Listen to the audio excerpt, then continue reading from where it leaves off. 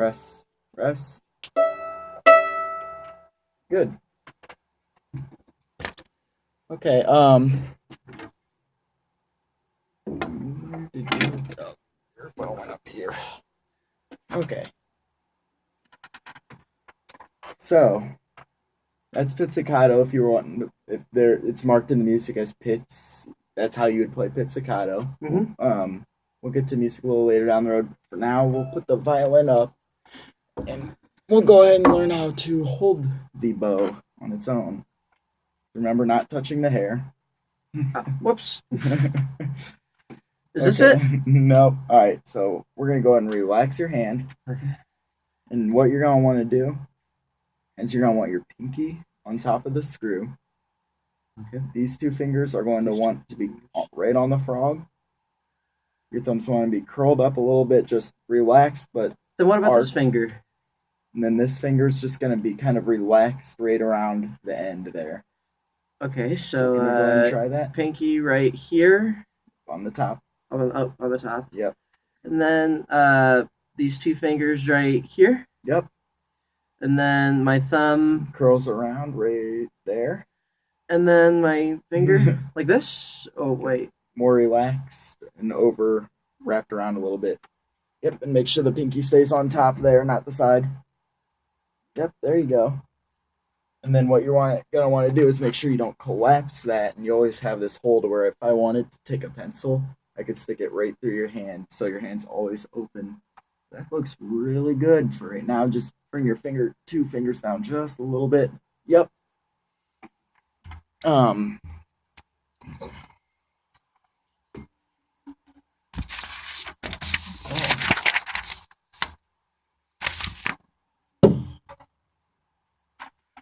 Now we're gonna go ahead and do the same thing we had with the pizzicato. So let's see if we can hold the violin, our left hand, keeping our good posture and feet flat on our floor. Yep. And now you just bow once on each string.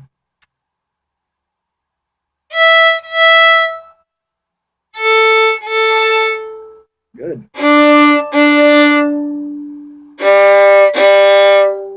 Yep, and let's try to make sure our pinky's arced over and not flat against it. Yeah, just like that, and bring our finger in just a little bit. Yep.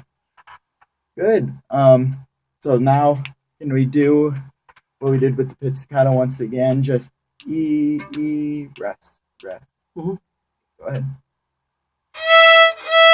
Rest, rest,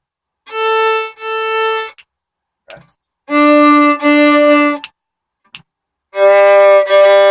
Bring the violin up a little bit. Yeah.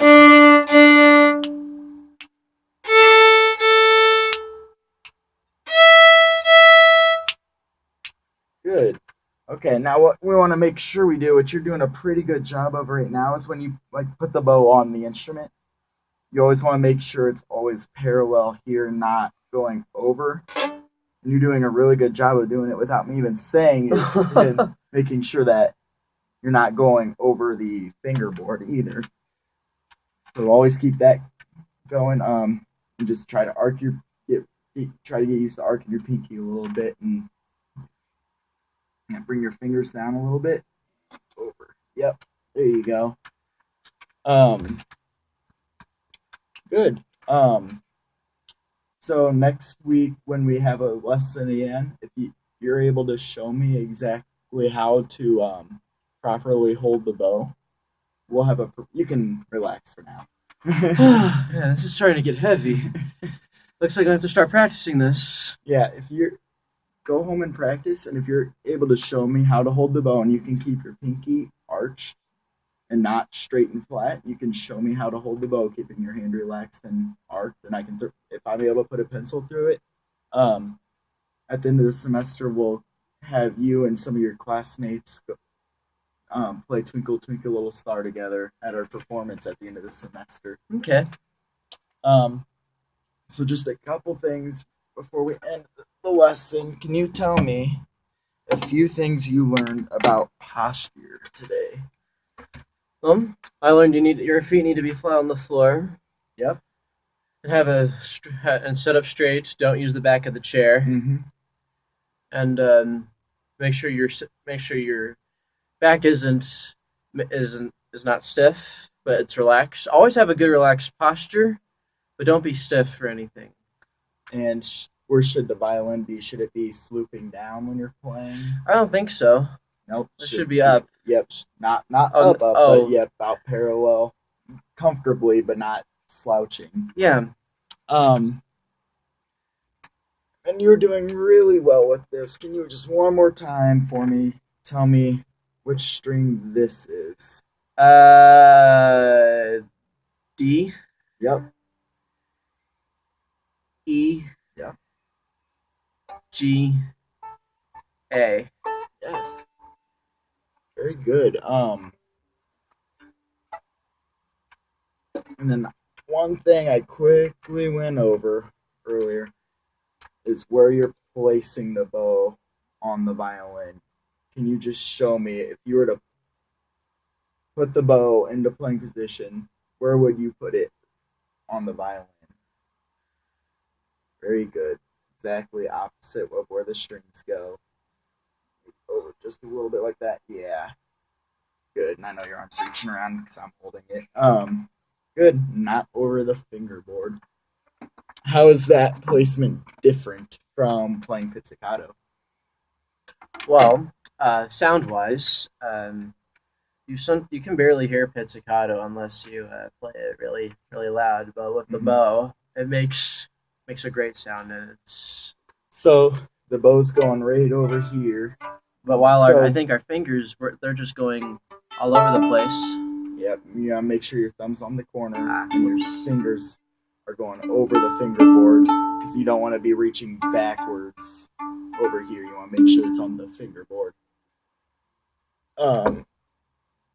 Just remember to keep all the things we've been talking about when you go home and practice, like posture. Cause you want to start building the good habits now. Because it's going to be a lot easier to keep your good habits than trying to break bad habits. Remember, don't touch the bow with your hands if you get. I've done that lots of times, and I shouldn't. Yep. Try not to do that. We'll rosin it again before our lesson next week, so you shouldn't have to do that again because it just got rosin if you play with it. And can you go ahead and tell me what we talked about with the bow, what you're supposed to do right when you're done playing? Before you put the bow back in the case, what are you supposed to do? I think we're supposed to. This might be it. Yep. Screwing it.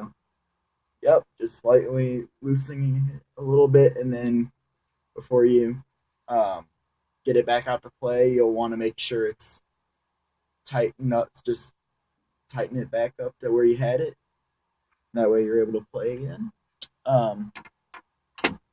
Just remember to work on the bow hold for next week, and I will see you next week. And hopefully we'll be playing Twinkle Twinkle. I hope so too. Semester. All right, I won't let you down.